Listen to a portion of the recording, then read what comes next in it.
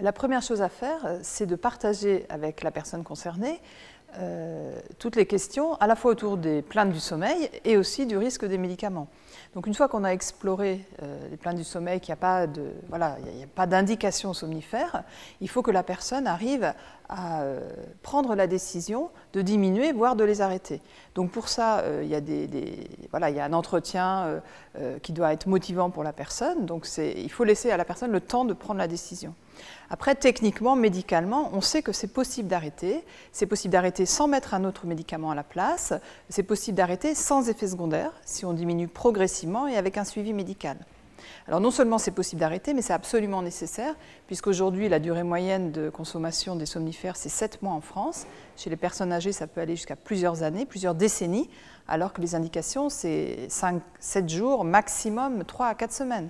Donc on a un vrai problème à résoudre ensemble, et c'est possible de le faire simplement en diminuant progressivement. Donc il y a des outils très simples, des calendriers suivis de l'arrêt qu'on partage avec le patient, on met l'objectif pour la semaine, on lui remet la liste des effets indésirables qu'il faut qu'il surveille pour qu'il puisse les noter, voire nous appeler. Donc il faut lui donner ses coordonnées, les coordonnées en tant que médecin. Le pharmacien aussi peut être accompagnant, on peut, en accord avec le pharmacien, donner les coordonnées. Et voilà. Et progressivement, petit à petit, on diminue et on s'assure que le sommeil, non seulement reste de qualité, mais voire s'améliore.